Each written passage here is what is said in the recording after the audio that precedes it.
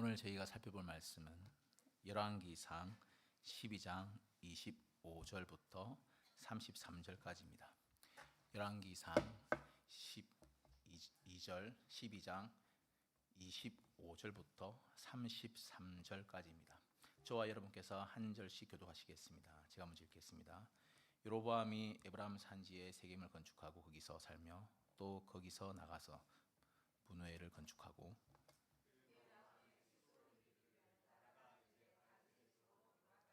만일 이 백성이 예루살렘에 있는 여호와의 성전에 제사를 드리고자 하여 올라가면 이 백성의 마음이 유다 왕 된 그들의 주 르호보암에게로 돌아가서 나를 죽이고 유다의 왕 르호보암에게로 돌아가리로다 하고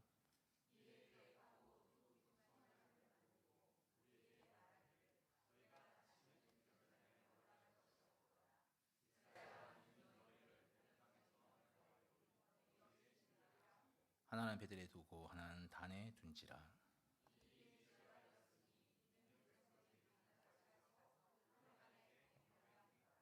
그가 또 산당들을 짓고 레위 자손이 아닌 보통 백성으로 제사장을 삼고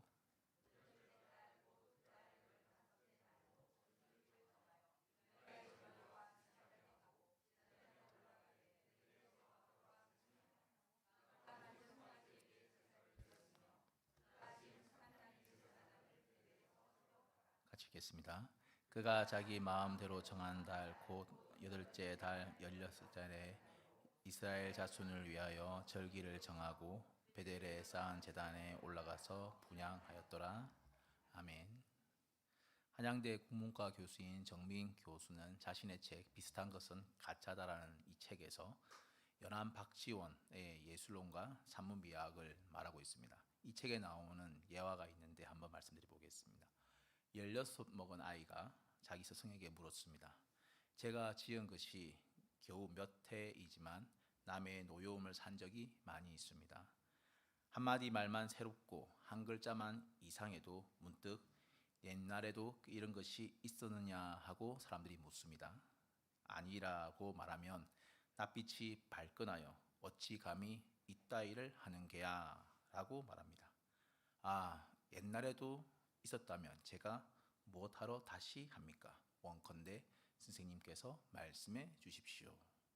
16 아이의 입장은 제가 선조들과 조금만 다르게 해도 뭐라고들 하니까 똑같이 할 바에 뭐하러 배우느냐라는 말입니다. 여러분 생각은 어떻습니까?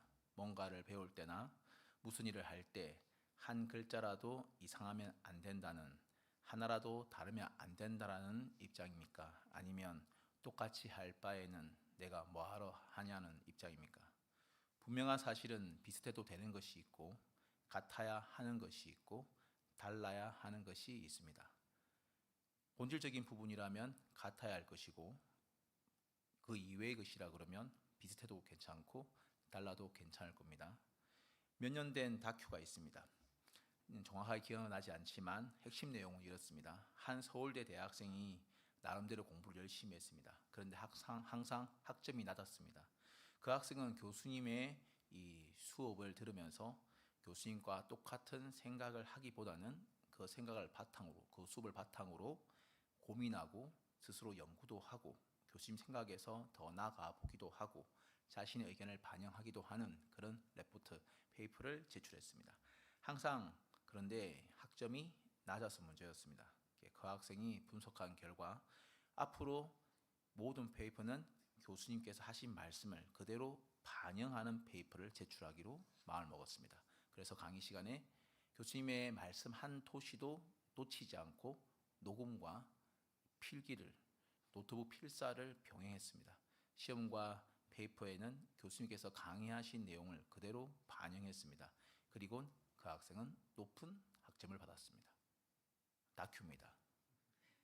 이 다큐에서 서울대생 출신의 유학생들 인터뷰를 하면서 외국 교수들이 하는 말이 있는데 그들이 말하기를 외국 대학에서 한국 대학교 출신, 특히 서울대 출신들이 좋은 결과를 내지 못하는 이유를 이렇게 말합니다. 한국 대학생은 문제를 던져주면 잘 해결하지만 스스로 문제를 제기해야 되는 경우에는 못한다. 그런데 대학은 문제를 해결하는 곳, 곳이 아니라 문제를 발견하고 문제를 제시하는 곳이다. 다른 사례를 한번 말씀드려 보겠습니다. 저는 부록의 나이가 가까이 되어서 신학교에 갔습니다. 긴장과 설렘으로 오전 8시 수업을 듣기 위해서 강의실에 갔죠. 공대생이었던 저는 첫 수업에서 아주 큰 문화 충격을 받았습니다. 대부분 전도사가 교수님의 모든 말씀을 노트북으로 실시간 필사를 하고 있었습니다. 강의실에는 교수님의 강의 소리와 노트북 자판 소리만 여기저기서 들려왔습니다.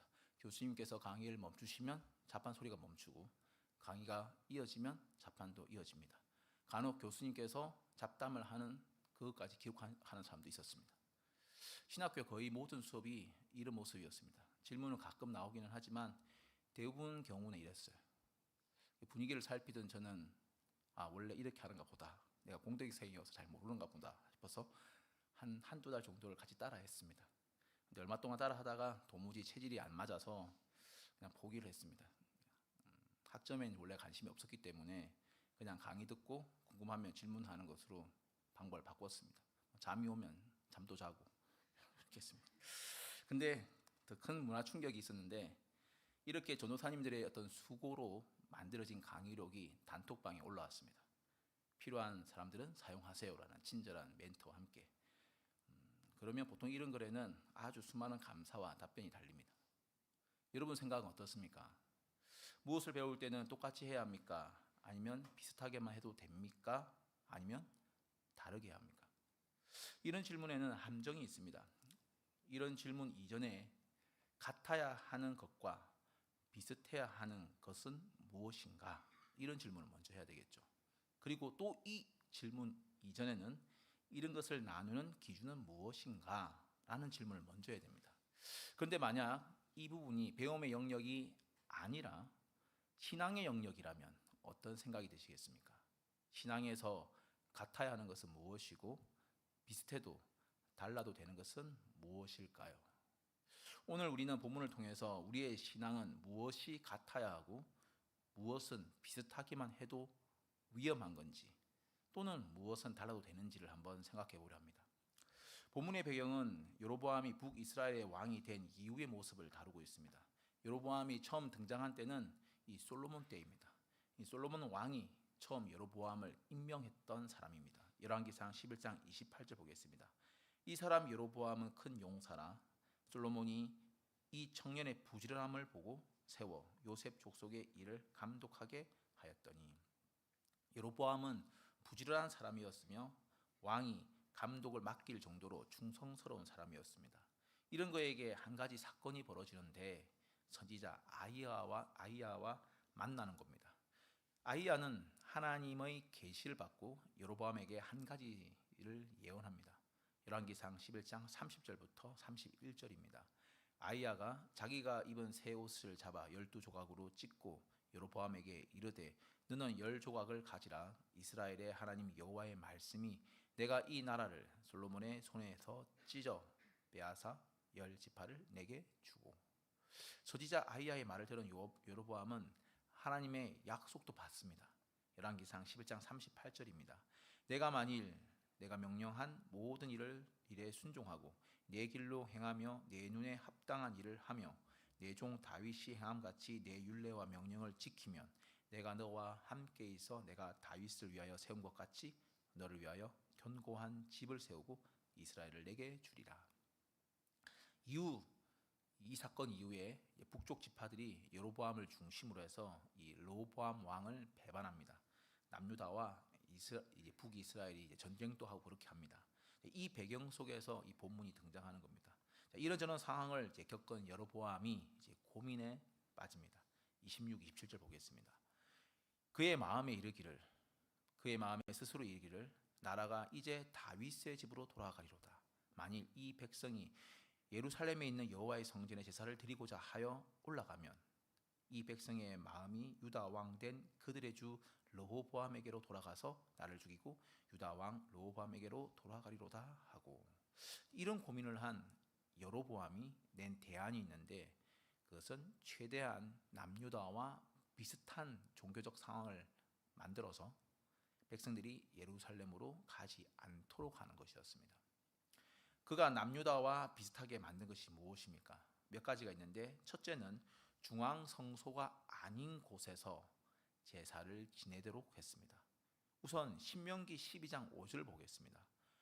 오직 너희의 하나님 여호와께서 자기의 이름을 두시려고 너희 모든 지파 중에서 택하신 곳인 그 계실 곳으로 나아가서, 하나님께서는 분명히 택하셨다는 거죠. 하나님께서는 이스라엘 위해서 예루살렘이라는 곳을 택하셨습니다. 이스라엘 신앙은 중앙 성소 중심 신앙이었습니다. 그런데 여로보암이 산당을 만들어서 이 명령을 어기게 됩니다. 31절 상반절 보겠습니다. 그가 또 산당들을 짓고, 이 산당은 후에 열왕기 여기저기에서 우상 숭배가 행해지는 중심 장소가 됩니다. 성경은 왕들을 평가할 때 다만 산당은 없애지 않았다, 백성이 아직도 산당에서 제사를 드렸다라는 이 말을 언급하면서 산당이 우상 숭배의 장소가 되고 신앙 평가 요소가 되었음을 말해주고 있습니다. 여로보암이 지은 두 번째 죄는 형상을 만든 죄입니다. 28, 29절 보겠습니다. 이에 계획하고 두 금송아지를 만들고 무리에게 말하기를 너희가 다시는 예루살렘에 올라갈 것이 없도다. 이스라엘아, 이는 너희를 애굽 땅에서 인도하여 올린 너희의 신들이라 하고 하나는 베델에 두고 하나는 단에 둔지라. 이 여로보암이 범한 이 죄는 이스라엘이 우상 숭배로 통할 수 있는 길을, 아주 끔찍한 길을 연 겁니다. 이는 이 성경이 말하는 바입니다. 30절 보겠습니다. 이 일이 죄가 되었다. 여로보암이 범한 이 죄는 이후 열왕기 전체에서 죄를 판단하는, 왕을 판단하는 기준이 됩니다. 수많은 왕을 판단할 때 그들이 여로보암을 따랐는지 다윗을 따랐는지가 핵심 기준이 됩니다.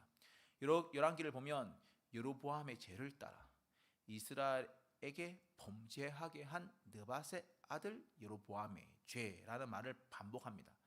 그는 북이스라엘 대부분의 왕과 백성이 죄를 짓도록 길을 활짝 열어놓은 우상 숭배자의 선구자 평가를 받습니다. 여로보암이 범한 세 번째 죄는 레인이 아닌 사람을 제사장으로 임명한 죄가 있습니다. 31절 후반절 보겠습니다. 레위 자손 아닌 보통 백성으로 제사장을 삼고, 이는 출애굽기 28장에서 말하는 바를 어기는 행동입니다. 출애굽기 28장 1절입니다. 너는 이스라엘 자손 중 내 형 아론과 그의 아들들을 내게로 나아오게 하여 나를 섬기는 제사장 직분을 행하게 하되. 하나님께서는 처음부터 레위 지파에게 땅을 주지 않으셨는데 그 이유는 그들이 회막을 섬기는 자들로 부르셨고 여호와께서 그들의 기업이라고 말씀하셨기 때문입니다. 르호보암이 범한 네 번째 죄는 절기를 마음대로 바꾼 것입니다. 32, 33절 보겠습니다. 여덟째 날 곧 그달 15째 날로 절기를 정하여 유다의 절기와 비슷하게 하고 제단에 올라가서 베델에서 그와 같이 행하여 그가 만든 송아지에게 제사 드렸으며 그가 지은 산당의 제사장들을 베델에서 세웠더라. 그가 자기 마음대로 정한 달 곧 여덟째 달 15째 날로 이스라엘 자손을 위하여 절기를 정하고 베델에 쌓은 제단에 올라가서 분향하였더라. 원래 장막절이 7월 15일부터 21일까지인데 여로보암은 8월 15일로 바꿔놨습니다. 7월 15일인데 한 2월 15일, 12월 15일 하면 티가 많이 나지 않습니까? 한 달 간격을 두는 겁니다.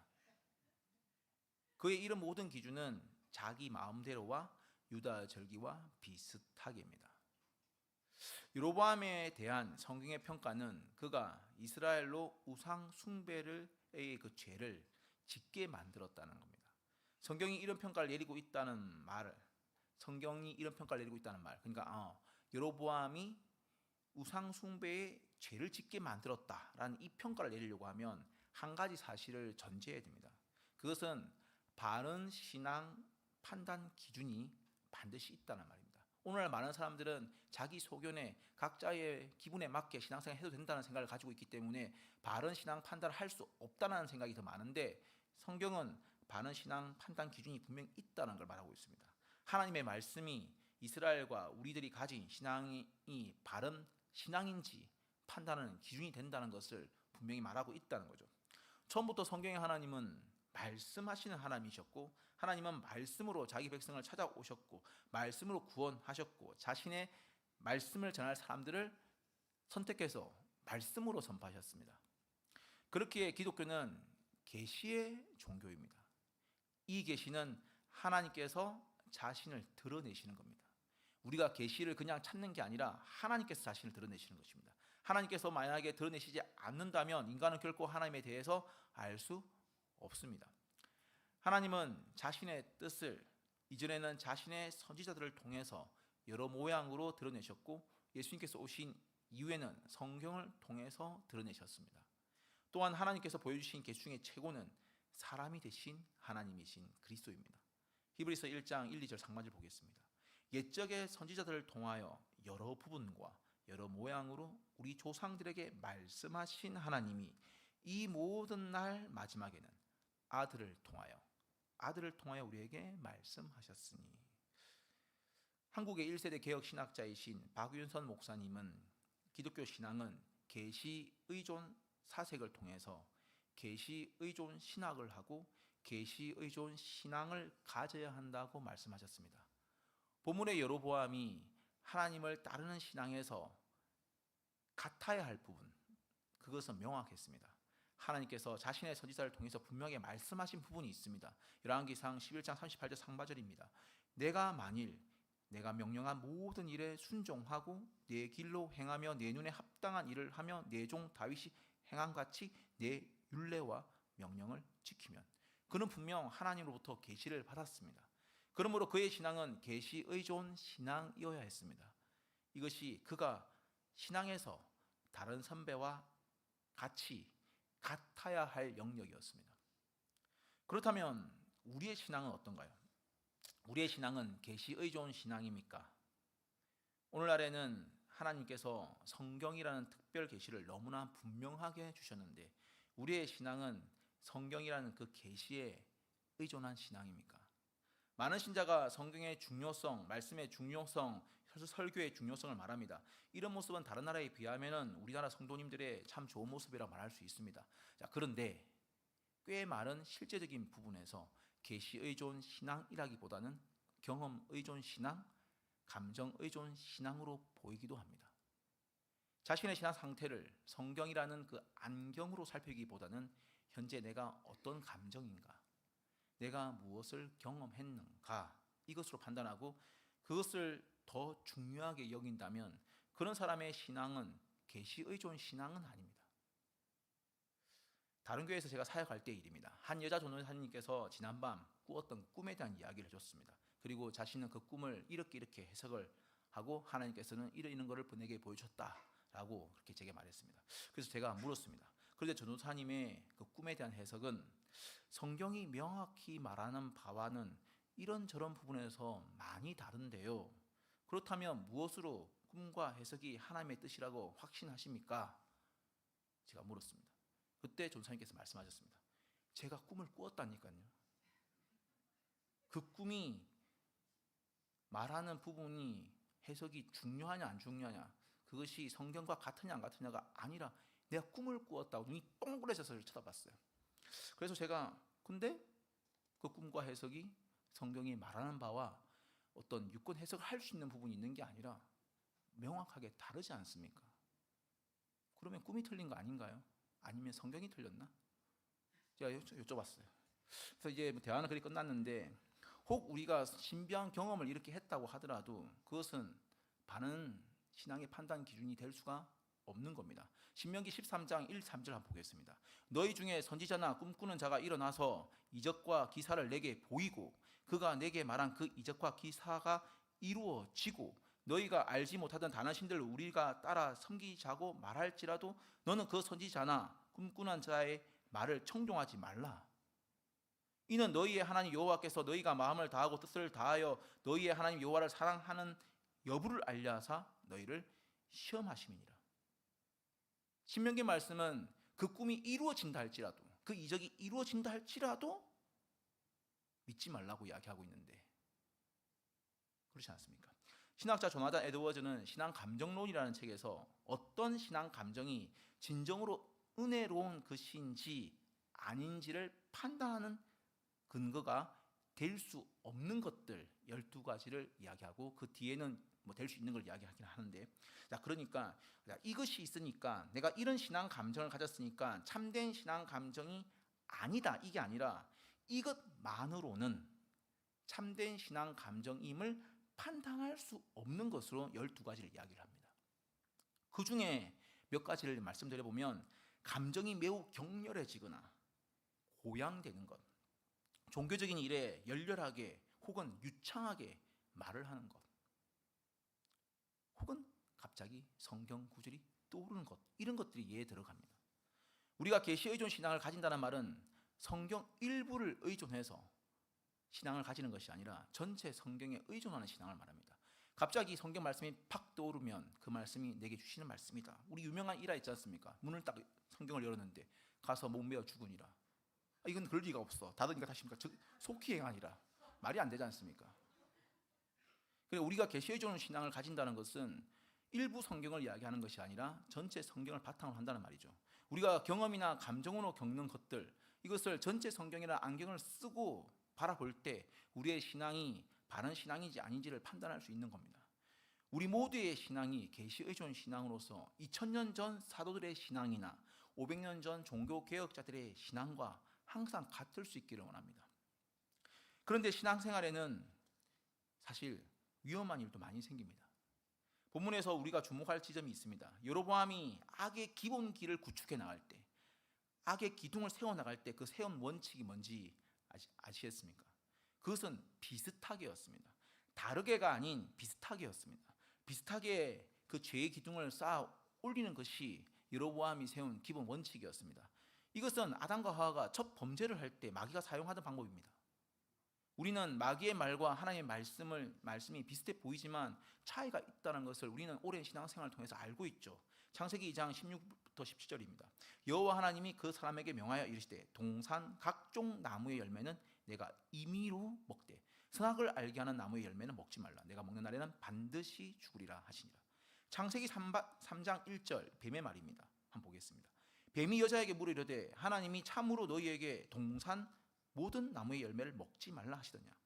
하나님은 동산 각종 나무의 열매를 허용을 하신 것을 말씀하셨는데, 뱀은 동산 모든 나무의 열매를 부정하는 것으로 이야기를 하죠. 여기다가 참으로라는 딱 이걸 넣음으로 인해서 의심을 심고 있습니다. 마귀의 유혹에 이 하와가 넘어갈 때도 그는 하나님 말씀을 정확하게 알기보다는 비슷하게 알고 있었습니다. 창세기 3장 2, 3절 하와의 말을 봅시다. 여자가 뱀에게 말하되 동산 나무의 열매를 우리가 먹을 수 있으나 동산 중앙에 있는 나무의 열매는 하나님의 말씀에 너희는 먹지도 말고 만지도 말라. 너희가 죽을까 하노라 하시느니라. 하나님은 선악을 알게 하는 나무를 말씀하셨는데 여자는 동산 중앙에 있는 나무를 말하고, 하나님은 먹지 말 것을 말씀하시는데 여자는 먹지도 말고 만지도 말라. 하나님이 인색한 느낌을, 그리고 하나님은 반드시 죽으리라고 말씀하셨는데 여자는 죽을까 하노라 이렇게 이야기하죠. 분명 비슷해도 되는 것이 있긴 합니다. 요리사와 비슷하게 음식을 만들 수가 있고 비슷한 길을 통해서 집으로 돌아갈 수도 있고 비슷한 옷을 입고 비슷한 생각과 감정을 할 수 있습니다. 하지만 신앙의 본질적인 부분에서는 같지 않고 비슷하다는 것은 사실은 다르다는 것이며 가짜라는 말입니다. 모든 사이비와 이단은 정통 기독교와 비슷하며 비슷하기 때문에 복음이 아니고 가짜인 겁니다. 본문의 여로보암도 마찬가지입니다. 그가 하는 행동들은 분명히 한 가지 목적을 가지고 있었고 하나님께서 말씀하신 부분과 비슷하게 했습니다.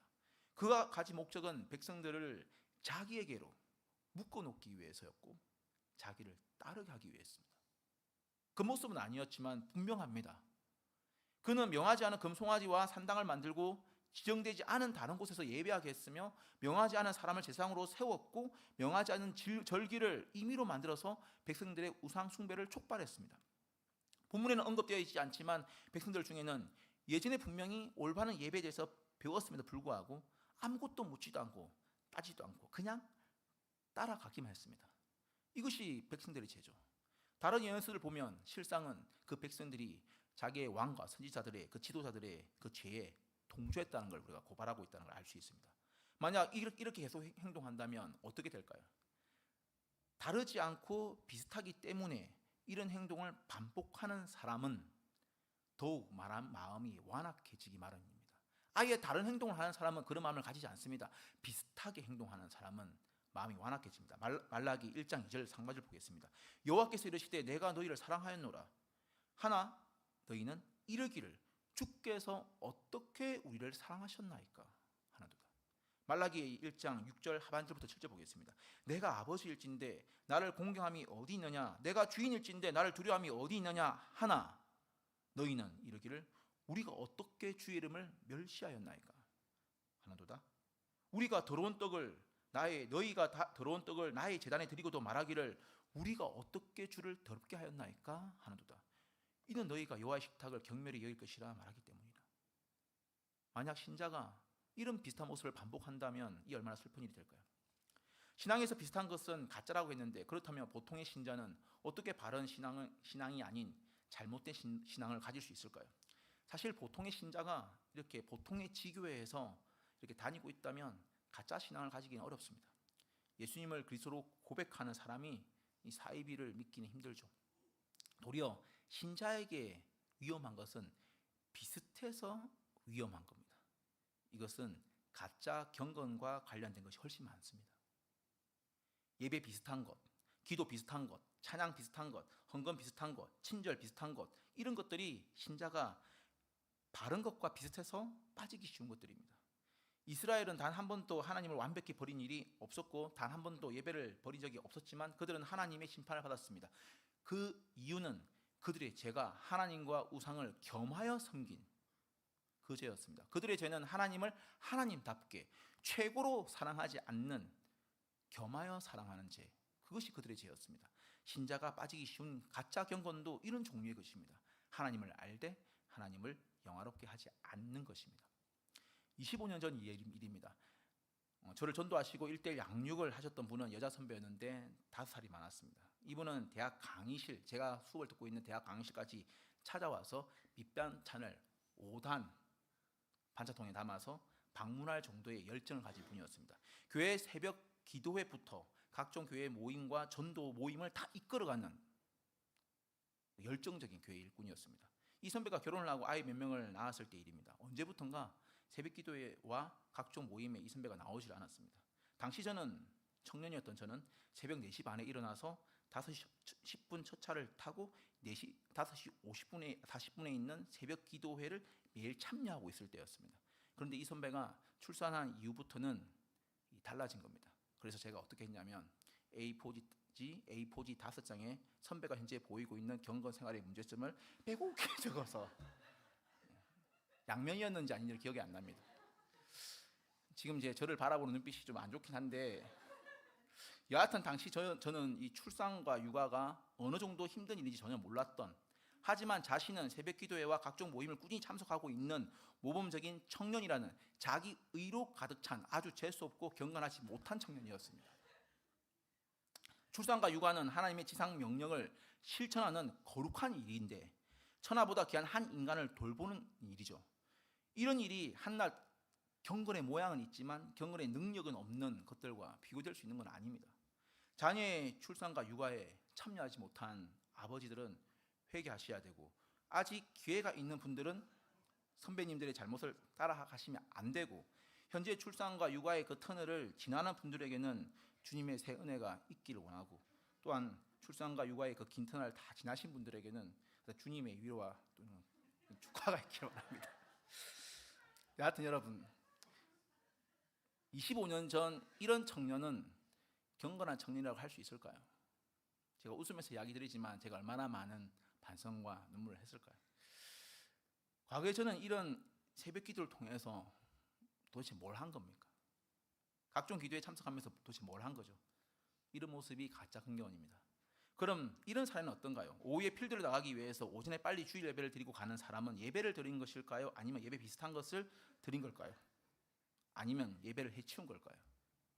혹은 마음을 다해서 찬양도 하고 눈물도 흘리고 하는데 그 가사 내용이 하나님을 높이고 그가 하신 그 일을 높이는 내용이기보다는 자기 중심적인 내용이라면 이 사람은 하나님을 찬송하는 걸까요? 아니면 찬송 비슷한 것을 한 것일까요? 아니면 기독교 음악에 감동한 걸까요? 아니면 혹은 매일 기도를 하는데 기도 내용이 하나님 이것도 주시고 저것도 주시고 왜 아직도 묵묵부답이 부분도 있습니까? 언제까지 안 들어주시면 교회 출석이 곤란하다, 다락방 출석이 곤란하다, 뭐 이런 기도를 한다면 그는 기도를 한 걸까요? 아니면 기도 비슷한 것을 한 걸까요? 아니면 하나님을 상대로 협박이나 협상을 하고 있는 걸까요? 성도 여러분, 여러분이 지금 사실 우리가 처음 주님을 만났을 때 그때 여러분은 순전한 복음을 받으셨습니까? 아니면 복음 비슷한 것을 받으셨습니까? 처음 저와 여러분을 새롭게 했던 것은 그리스도의 순전한 보혈이었습니까? 아니면 보혈 비슷한 것이었습니까? 처음 우리의 신앙은 하나님 말씀 위에 굳게 서 있었습니까? 아니면 우리의 감정을 북돋아주는 각종 집회나 행사나 어떤 우리 마음을 감동케 하는 프로그램이었습니까?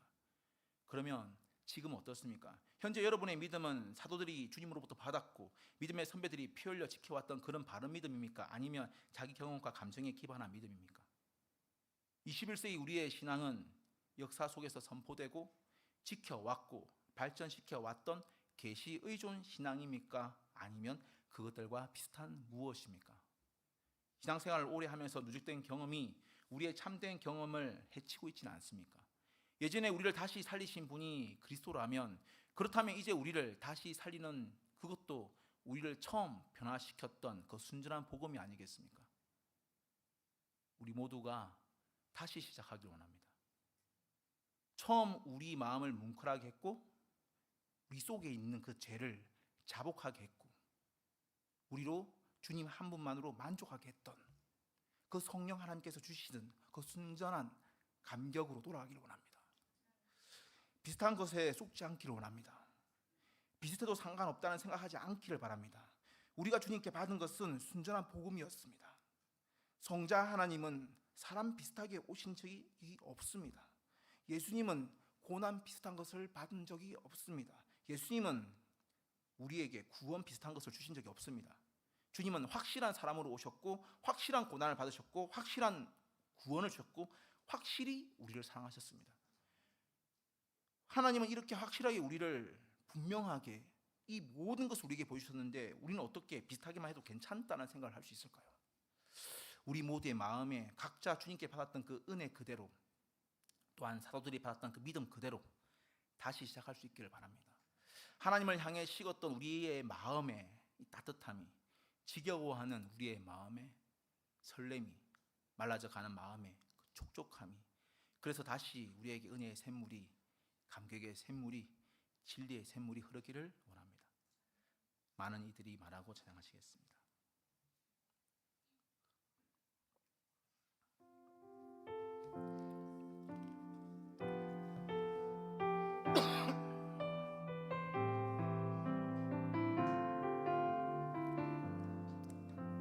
많은 이들이 말하고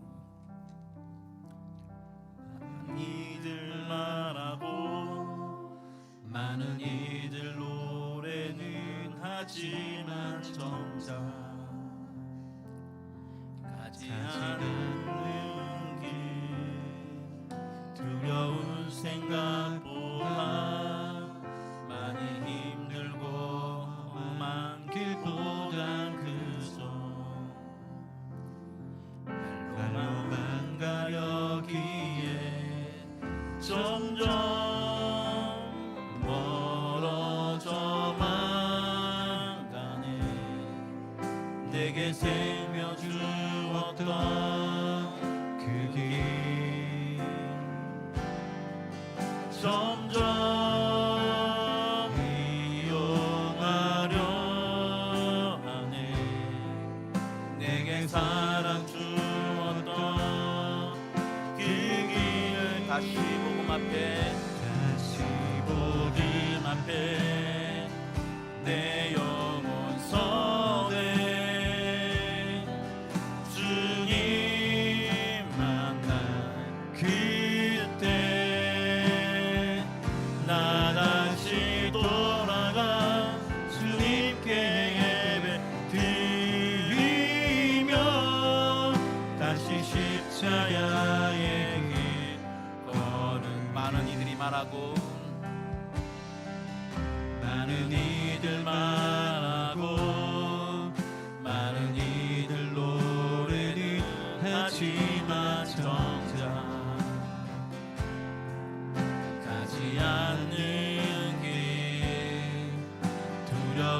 생각보다 많이 힘들고 험한 길보단 그저 말로만 가려기에 점점 멀어져만 가네. 내게 생명 주었던 그 길 점점 이용하려 하네. 내게 사랑 주었던 그 길 다시 복음 앞에 내 영혼 선해 주님 만난 그때 나 다시 돌아가 주님께 예배드리며 다시 십자가 앞에 다시 복음 앞에 내 영혼 선에 다시 복음 앞에 내 영혼 선해 주님 만난 그때 나 다시 돌아가 주님께 예배드리며 다시 십자가의 길 다시 복음 앞에 내 영혼 선에 다시 복음 앞에 내 영혼 선해 주님 만났던 그때 주님 만난 그때 나 다시 돌아가 주님께 예배드리며 다시 십자가의 길 우리 이 시간 말씀을 기억하며 기도하기 원합니다. 하나님 아버지, 주님, 우리가 하나님 앞에서 바로 서기를 원합니다.